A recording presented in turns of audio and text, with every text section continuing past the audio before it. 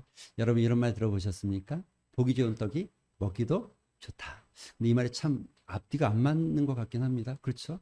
본다는 건 시각이고 먹는다는 건 미각인데 보는데 맛있다 이런 얘기잖아요. 보기 좋은 떡이 먹기도 좋다. 예. 뭔가 잘 말은 안 맞지만 이건 굉장히 중요한 것을 시사하는 것 같습니다. 아마 보는 것이 매우 중요한 것을 이야기하는 것 같습니다. 여러분 보는 것이 매우 중요합니다. 본다는 것이 매우 의미가 있다는 거겠죠. 그래서 혹시 음식 장사를 준비하는 분들이 계십니까? 아니 뭐 이런 것들 좀 요즘에는 특히나 이 SNS나 이런 것들이 발달돼서 음식을 맛있게 하는 것도 중요하지만 예쁘게 하는 거. 이걸 뭐라 그래요? 플레이팅 한다고 그러죠? 예쁘게 올리는 거. 플레이팅을 잘 하는 게 매우 중요한 시대가 되어 버렸습니다. 옛날 같지 않은 거죠. 그냥 맛으로만 먹는 게 아니라 눈으로도 먹는다는 얘기가 되는 거죠. 음식만 그런 것은 아닌 것 같습니다. 다른 모든 일에도 보는 것이 매우 중요한 시대, 그럼 본다는 게 매우 의미 있고 중요한 시대에 살아가고 있는 것이 분명한 것 같습니다. 우리 사회는 보는 것을 중요하게 생각합니다.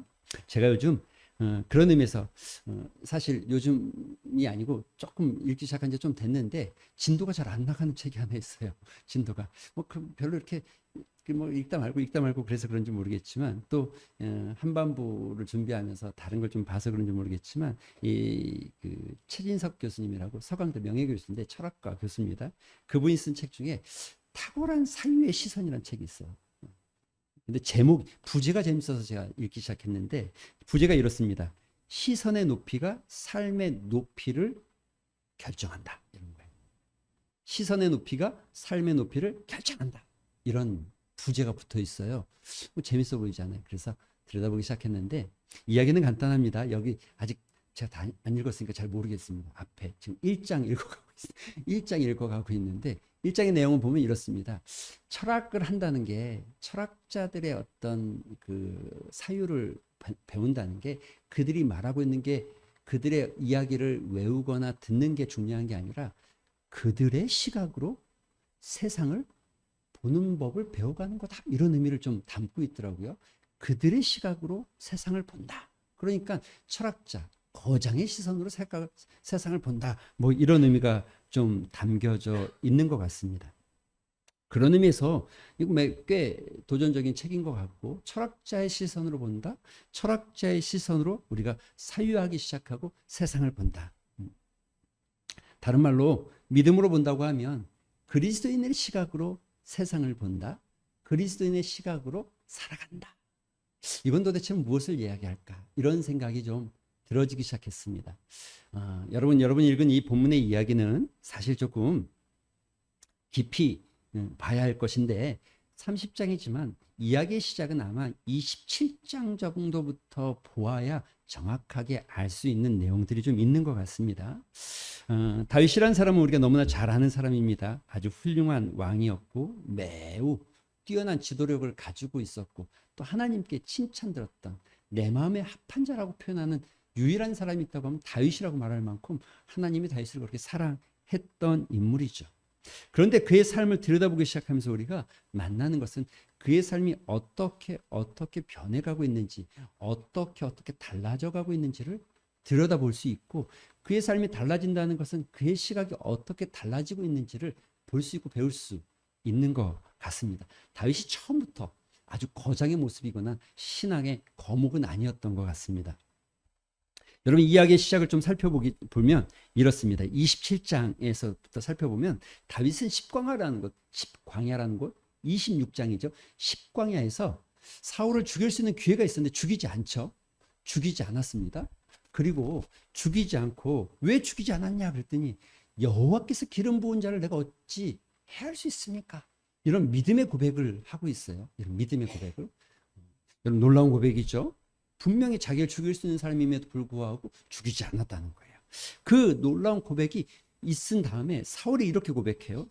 다윗에게 뭐라고 하냐면 여러분 잠깐 그 26장 21절 읽어보면 사울이 이르되 내가 범죄하였다. 내 아들 다윗아 돌아오라. 내가 오늘 내 생명을 귀하게 여겼은즉 내가 다시는 너를 해하려 하지 아니하리라.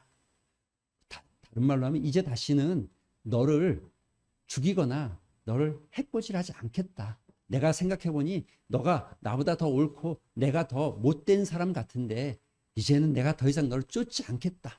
이렇게 표현하고 있는 거거든요. 그런데 여러분 27장에 넘으면서 조금 이해가 안 되는 부분이 좀 생깁니다. 왜 그러냐면 26장 마지막에 이렇게 돼 있어요. 26장 마지막에 사울은 자기 궁으로 돌아갔고 다윗은 자기의 길로 나아갔다 이렇게 돼 있어요. 자기의 길로 나아갔다 이렇게 돼 있어요. 그런데 27장에 딱 넘어와서 다윗이 한 일이 무엇이었냐면 다윗이 이렇게 생각했어요. 내가 이스라엘에 계속 있으면 사울이 분명히 나를 죽일 건데. 여러분 26장에 뭐라고 그랬다고요? 안 죽인다고 했다고요. 그렇죠? 근데 분명히 다윗은 이렇게 생각한 거예요. 죽일 거야. 분명히. 죽일 거야. 그렇게 될 거야 라고 생각했다는 거예요. 그래서 고민 끝에 뭘 했냐면 내가 이스라엘 유다 땅에 있는 것이 아니라 블레셋 땅으로 가야겠다. 그리고 블레셋 땅으로 넘어갑니다. 망명한 거죠. 망명, 예, 국경에서 가까운 땅이긴 하지만 당시에 블레셋이라는 나라는 한 국가였지만 부족 국가 같은 것이었기 때문에 왕이 지역마다 몇 명 이렇게 있는 거죠. 한 5명의 왕이 연합해서 국가를 이루고 있는 지역인데 그 중에 가드라는 지역에 아기스 왕에게 자기의 몸을 의탁했어요. 아기스 왕이 받아줬어요. 그래서 그러면 너는 저 시글락이라는 땅으로 가서 너희 그 함께하는 사람들과 같이 살아라. 여러분 다윗을 따르는 사람이 한 600명 정도 됐습니다. 근데 600명만이 아니라 그의 식솔들과 다윗도 그의 부하들 아내들이 있었고 식솔들이 같이 갔으니까 아마 한 대략적으로 1,500명, 많으면 한 2,000명 정도는 움직였던 것 같아요. 여러분 그런데 이 말씀을 이렇게 들여다보면서 한 가지 번쩍 떠오르는 이 문구가 생각이 납니다. 말씀을 묵상하다가 저에게 번쩍 떠오르는 건 이것이었습니다. 순간의 선택이 10년을 예. 여러분 다 아시는 문구죠? 예. 아, 청년들은 잘 모르죠. 청년들 시대가 아니니까. 예. 이게 90년대 초반인가 이렇게 나오셔요. 순간의 선택이 10년을 좌우한다. 여러분 다윗이 지금 하나님께서 그의 믿음으로 살아갈 때 하나님 은혜 주셨고 그의 길을 인도하셨는데 또다시 모압에 있을 때도 하나님께서 갓 선지자를 통해서 뭐라고 그럽니까? 다윗 너는 유다로 들어가야 된다라고 말했죠. 그런데 지금 그가 결국은 사울이 나를 죽일 것 같으니까 내가 블레셋 땅으로 가리라 이렇게 생각했다는 거예요. 그리고 블레셋으로 망명을 갔다는 거예요. 근데 이 일이 어떤 참혹한 일을 만들어냅니까? 여러분 착각하시면 안 됩니다. 블레셋 땅에 처음에 왔을 때 다윗이 그 주변에 있는 이 소위 말하는 부족들을 공격하고 그들을 이렇게 약탈했던 그들을 뺏어오기도 하고 뭐 이래서 사실 시글락에서 사는 것이 괜찮았어요. 양도 있었고 나귀도 있었고 먹을 것이 좀 풍족했고 괜찮았어요. 괜찮았는데 여러분 그 괜찮은 시간이 오래가지는 않더라고요. 어느 날 블레셋 그러니까 아기스 블레셋 왕이 이스라엘을 치기로 이스라엘을 점령하기로 마음을 먹고 이스라엘을 공격하기로 결정했습니다. 그리고 많은 군사들을 다 모았어요. 그런데 이 군사 가운데 다윗에게도 전령을 보내서 너도 이 전쟁에 동참해라. 너의 군사들을 데리고 나를 따라와라. 여러분 다윗이 이때 이렇게 고백하죠. 그 이야기가 여러분 28장에 나와 있는데 아기스가 다윗에게 이르되 너는 밝히 알라 너와 내 사람들이 나와 함께 나가서 군대에 참여할 것이다. 참가할 것이다. 2절에 다윗이 아기스에게 이르되 그러면 당신의 종이 행할 바를 아시리이다. 이 말이 무슨 말이냐면 이런 얘기예요. 아유 당연히 그렇게 해야죠. 내가 어떻게 행할 거를 이미 당신이 알고 있지 않습니까? 당신이 부르면 내가 갈 것을 당신이 알고 있지 않았습니까? 이런 의미입니다. 그랬더니 아기스 왕이 또 이렇게 표현합니다. 그래, 너가 참 잘했다. 내가 이 전쟁이 끝나면 너는 영원토록 내 머리 지키는 자로 내가 삼겠다. 이거 경호대장 삼겠다는 거예요. 경호대장을 삼겠다는 거예요. 여러분 지금도 경호대장은 꽤 비서실장, 경호대장 이러면 꽤 사실은 보이지 않는 비선 실세 같은 존재들 아닙니까? 당신은 더했죠. 굉장히 아주 측근이 아니고서는 올라갈 수 없는 자리죠. 아주 왕이 가장 측근에게만 맡길 수 있는 자리인데 내가 너를 거기에다 막 거기 그 자리에 세우겠다. 그 이야기가 이렇게 돼 있는 거죠. 이르되 다윗이 이르되 그러면 내가 너를 영원히 내 머리 지키는 자로 삼으리라. 내 머리 지키는 자를 삼으리라. 이렇게 28장에 이야기하고 있어요. 여러분, 이 시점에서 우리가 또 하나 생각을 해봐야 될 게 하나 있습니다. 다윗이 지금 이 모든 상황이 흘러가는 상황 속에서 한 가지 놓치고 있는 가장 중요한 것, 성경이 우리에게 다윗의 이야기를 통해서 꼭 해주고 싶은 것. 다윗은 승리할 때도 있었고 패할 때도 있었고 또 흥할 때도 있었고 공고에 처할 때도 있었는데 중요한 진리가 하나 있어요. 다윗이 이렇게 행하는 가운데 하나 놓친 것은 하나님께 묻지를 않더라는 거죠. 다윗이 어떤 일에 있어서 열매를 맺거나 믿음의 어떤 성공을 거둘 때 반드시 일어나는 일은 하나님께 묻고 있다는 거죠. 그런데 지금은 묻지 않고 있는 거예요. 뭘요? 시글락에 내려갈 때도. 또 뭘요? 지금 아기스 왕이 자기를 부를 때도 다윗은 전혀 하나님께 묻지 않는다는 거죠. 하나님, 제가 가야 됩니까? 하나님, 제가 시글락으로 넘어갈까요? 하나님, 제가 아기스 왕을 따라 나서는 것이 맞겠습니까? 묻지 않았다는 거예요. 동족 상전의 아픔이 일어나기 직전입니다. 여러분, 어떻게 이럴 수 있습니까? 다윗이 누굽니까, 여러분? 이스라엘의 사무엘이라는 선지자를 통해서 이스라엘의 왕으로, 비록 지금은 도망자이긴 하지만 사무엘의 예언대로 왕으로 기름 부음 받은 자 아닙니까? 그런데 그가 지금 이스라엘을 향해서 칼을 들고 나가고 있는 거예요. 창을 들고 나가고 있는 거예요. 이런 말도 안 되는 일. 그래서 여러분 뭐라고요? 순간의 선택이 10년을 좌우한다. 비록 지금 내가 선택한 것이 잘 되어진다고 여러분 착각하면 안 됩니다. 비록 내가 지금 어떤 선택에 있어서 그 선택의 열매가 좋아 보일 것 같고 마치 시글락의 삶이 굉장히 안정적이라고 해서 여러분 절대로 마음을 놓아서는 안 됩니다. 전쟁에 나갔습니다. 나가게 됐습니다. 어쩔 수 없었겠죠. 나갈 수밖에 없었겠죠. 그렇게 나갔는데 하나님의 은혜가, 하나님의 선택과 하나님의 백성을 이끄시는 방법들이 늘 여러분 이런 일들이에요. 이 하나님의 일하심이 참 보이지 않습니까? 다윗의 삶 속에서 하나님의 일하심이 정말 하나님께서 다윗을 버렸다면 그럼 어떤 일이 일어나겠습니까? 다윗은 이스라엘을 공격하는 자가 됐을 거예요. 여러분 그게 잘 이해가 안 된다고요? 이 앞장을 잘 보시면 30장 바로 앞에 29장, 28장을 잘 보시면 재밌는 이야기가 또 나오는데 하나가 뭐냐면 사울이에요. 사울은 심지어 블레셋 군대가 쳐들어오기 전에 나라의 박수와 무당을 다 제거합니다. 제거했어요. 그런데 전쟁이 일어났어요. 그런데 하나님께서 사울에게는 아무런 이야기도 하지 않는 거예요. 선지자로도 꿈으로도. 그래서 사울이 너무 답답해서 그때 접신한 무당을 하나 찾아가죠. 무당을 찾아가서 그에게 사무엘의 영을 불러들여서 나에게 좀 이야기해달라고. 여러분 이 부분이 꽤 난해 구절이긴 하지만 혹시 여러분 이 구절을 읽어보신 분들이 이렇게 생각할 수 있는데 이건 착각입니다. 어떤 사무엘의 영, 그러니까 사무엘 선지자의 영 또는 사람의 영을 불러낼 수 있구나라고 이 성경을 보면서 혹시 착각할 수 있는데 그런 일들은 없습니다. 다만 이 성경의 해석은 그렇죠. 사단이 사무엘의 영처럼 역사해서 사람을 현혹시키는 과정이었다라고 학자들은 다 같이 이야기합니다. 이 부분만이 아니라 모든 성경의 전체를 다 들여다봐야 되고 그 흐르는 진리를 살펴봤을 때 그렇다고 하는 거죠. 어쨌든 그와 같은 일들이 사울에게는 일어났습니다. 그런데 하나님께서 사울은 이미 버렸죠. 언제요?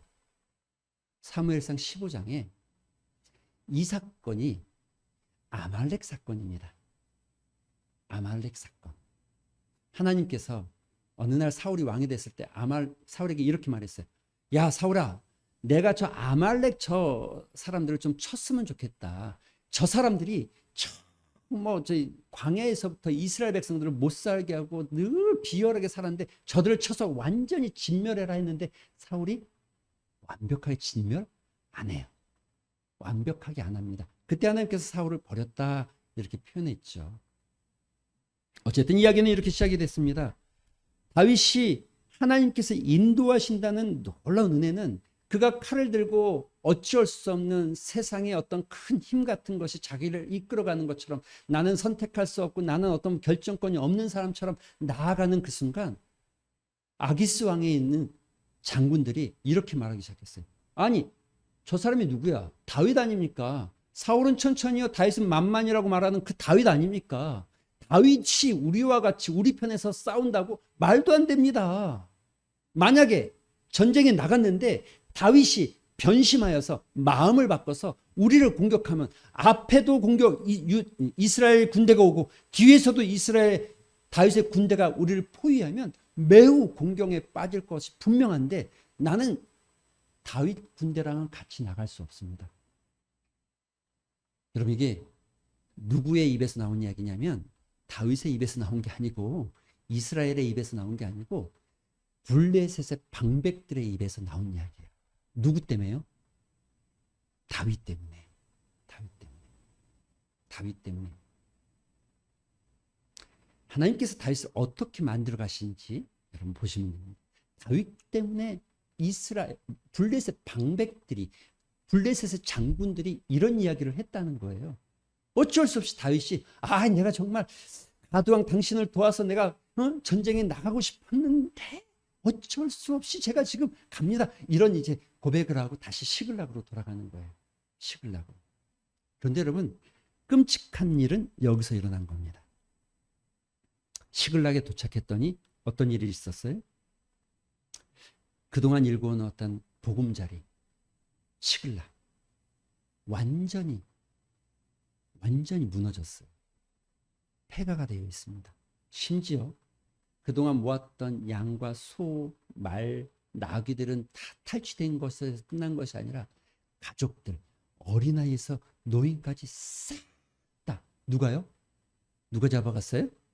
예, 오늘 본문에 보면요. 아말렉 사람들이 잡아갔죠.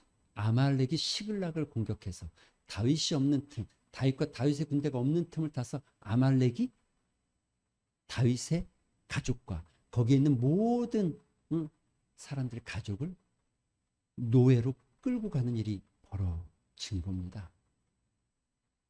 여러분 우리가 다시 좀 성경을 한번 좀 짚고 갈 필요가 있죠. 아말렉이 누구라고요? 언제 문제였어요? 사울왕 때. 사울왕이 어떻게 했으면 됐다고요? 아말렉을 그때 진멸했으면 이 일이 안 일어나는데 그때 진멸 안 했거든요. 사울이. 이 일이 이렇게 연결이 되어지고 있다는 거죠. 그런데 이 일 앞에 여러분 제가 말씀을 묵상하면서 깊이 생각해 봤어요. 어떤 마음일까? 전쟁 가서 전쟁은 하지 않고 돌아왔는데 돌아와 보니 내 집이 다 완전히 폐허가 되어 있고 완전히 내 가족들은 다 끌려가 있다 그러면 나는 정말 어떤 마음일까? 그러면서 잠깐 한번 생각해 봤어요. 여러분 요즘에 하와이에 산불이 일어나서 많은 사람들이 죽고 마을 전체가 거의 초토화되어진 화마가 휩쓸고 갔는데 이런 마음일까? 이거보다 더 할까? 여러분 어떤 마음이실 것 같으세요? 여러분 그동안 애써서 쌓아놓은 것들이 한순간에 싹 없어진다고 하면 여러분의 자녀들까지 여러분의 가족까지 본문에 정확하진 않지만 그들의 모습과 감정을 아주 잘 표현한 구절이 4절입니다. 제가 한번 읽어보겠습니다. 다윗과 그와 함께한 백성이 울 기력이 없도록 소리를 높여 울었더라. 여러분 어떤 일을 만나면 눈물이 그냥 슬슬슬슬 나기도 하고 안타까워서 눈물이 주르르 나기도 하죠. 그런데 여러분 정말 좌절하고 절망하면 어떤 울음소리가 나옵니까? 꺼이꺼이 울어지죠. 여러분 이런 일들 우리나라에서도 좀 보지 않았습니까? 예를 들면 세월호, 예를 들면 뭐 삼풍백화점이 무너지고 또 뭐 성수대교가 무너지고 대구 지하철 사건이 일어났을 때 그 사람들이 그 이 화면에 나오는 모습을 보면 정말 꺼이꺼이 그 사람들도 나름 사회에서 배우고 나름 사회에서 학식이 있고 나름 사회에서 지위가 있었을 터인데 정말 꺼이꺼이 우는 거죠. 꺼이꺼이. 왜요? 그 상황이 너무 처참하니까. 이 울음의 끝에는 끝으로 끝나지 않고 다윗을 향한 분노로 표출됩니다. 그들이 그 울음 끝에 다윗을 향하여서 돌을 들어서 치려고 합니다. 살다 보면 이런 일들이 있어요. 그런데 우리가 기억해야 될 것 하나는 남 탓한다고 해결되지는 않습니다. 너가 문제야라고 해서 해결될 일은 하나도 존재하지 않습니다.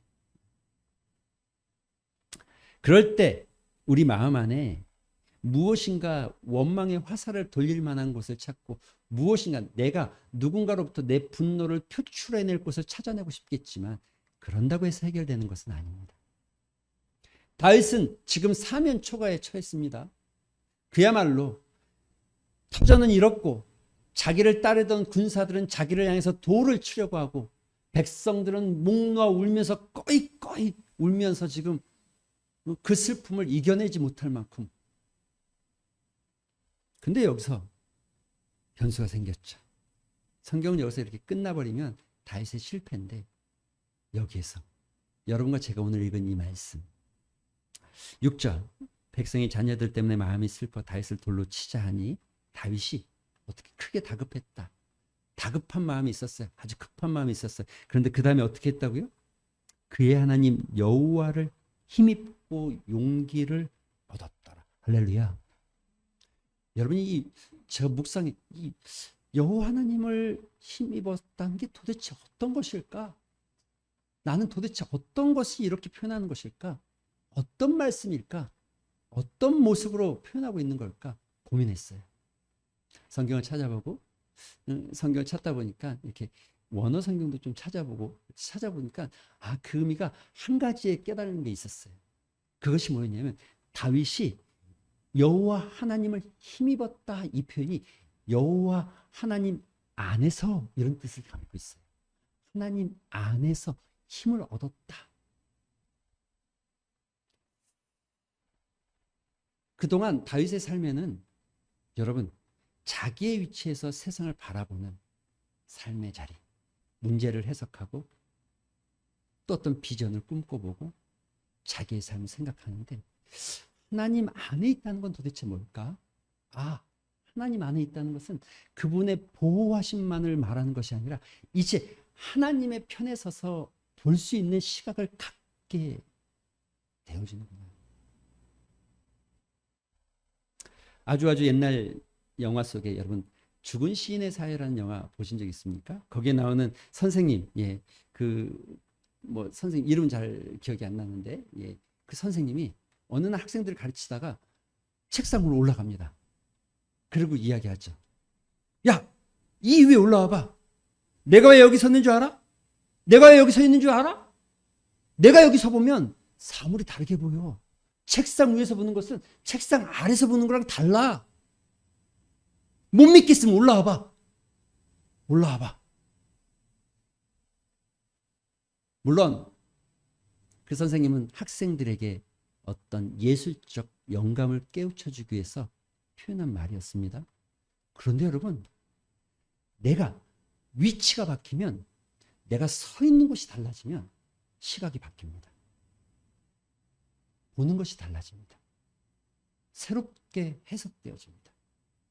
지금까지 내가 서 있는 곳에서 해석하던 방법에서 내가 서 있는 곳이 달라지면 완전히 삶은 새롭게 해석되어집니다. 얼마 전 청년들이랑 서울에 갔다 왔습니다. 가는 길에 올라가는 그날 저녁에 우리가 꼭 하나 그럼 뭐 이것저것 다 하지만 한 가지 더 하자. 그 한 가지 꼭 갔다 오자. 우리나라 제일 높은 123층 롯데타워, 정확한 이름은 서울타워입니다. 서울타워에 올라가자. 그래서 밤에 다른 때는 시간이 없기 때문에 올라가는 주일 저녁에 거기를 거쳐서 가게끔 일정을 짰어요. 올라가 보니까 저 밑에 그렇게 좋아 보이던 차들이 다 똑같아 보이더라고. 다 그냥 요만한 상자야. 다 거울 밑으로 딱 보이는데 차들이 수없이 많이 지나다니는데 거기에는 소위 말하는 여러분 땡땡땡 뭐 비 뭐 이런 것들 있지 않습니까? 아주 고급진 것들이 엄청 많잖아요. 그래도 강남 한복판 아닙니까? 예, 롯데타워가 그렇죠? 잠실이라는 거지. 그런데 올라가서 보니까 다 고만고만하더라고요. 다 똑같아 보이더라고요. 참 신기하죠? 엄청 좋은 아파트라고 많이 있는데 그런데 올라가 보니까 다 비슷비슷하더라고요. 다 그냥 네모진 닭장 속에 비슷해 보이더라고요.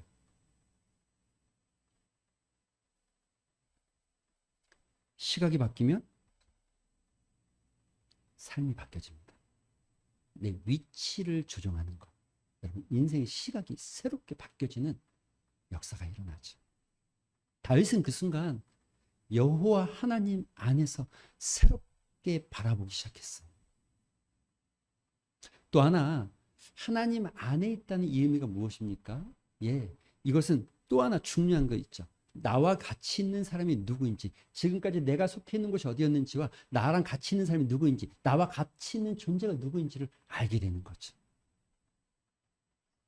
누구예요? 하나님과 같이 있는 거. 그래서 다윗이 다시 시작합니다. 뭘요? 하나님께 묻기 시작해요. 하나님, 어떻게 할까요? 했습니까?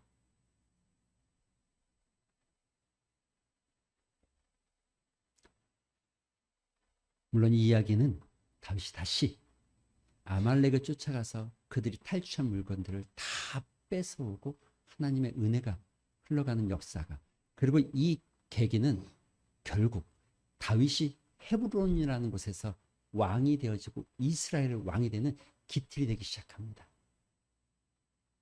사랑하는 성도 여러분,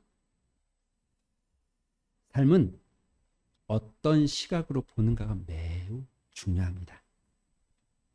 여러분, 여러분의 삶의 위치를 주님 안으로 살짝 옮겨 놓으면 여러분이 바라보는 시각은 완전히 달라질 수 있습니다. 이걸 우리는 믿음의 시각이라고 표현합니다. 여러분 지금 겪고 있는 문제가 뭐가 있습니까? 어떤 어려움이 있습니까? 크고 작은 어려움 속에서 여러분 힘든 순간들이 있습니까? 이해할 수 없는 무엇인가 내 삶에 닥치는 어려움이 좀 있습니까? 여러분, 다윗에 서 있는 시각이 아니라 하나님 품 안에서 바라보는 시각, 완전히 다른 해법, 다른 삶. 많은 문제들이 있을지라도 결국 하나님 품에서 보기 시작하면 그 문제들보다 더 큰 하나님이 보이고 그 문제가 마치 성남각처럼 작은 자동차처럼 뿐이 안 보이기 시작한다는 거죠. 자연스럽게 믿음 안에서 해결되어지고 풀려지는 역사를 경험하게 되어진다는 것이죠.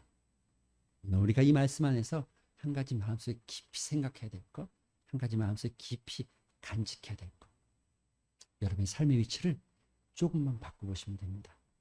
그것이 그리스도인답게 살아가는 삶의 자리일 것이라고 생각합니다. 오늘 이 말씀 생각하면서 잠깐 기도하는 시간 가졌으면 좋겠습니다. 기도하실 때에 여러분 이런 기도하셨으면 좋겠어요. 하나님, 내 위치에서 내 시각으로 세상을 바라보거나 내 시각으로 무엇을 바라보지 않게 하여 주시옵소서. 내가 하나님 품에 있기를 원하고 하나님 품에서 내가 내 가정을, 내가 내 사업장을, 내가 내 일들을 바라보는 새로운 시각을 갖는 은혜가 있게 하여 주시옵소서. 우리의 위치를 하나님, 이 땅이 아니라 하나님 품으로 옮겨 주시옵소서. 이런 믿음의 고백을 담아서 우리 잠시 한번 말씀을 생각하면서 기도하는 시간 같습니다. 기도하겠습니다. 아버지 감사합니다.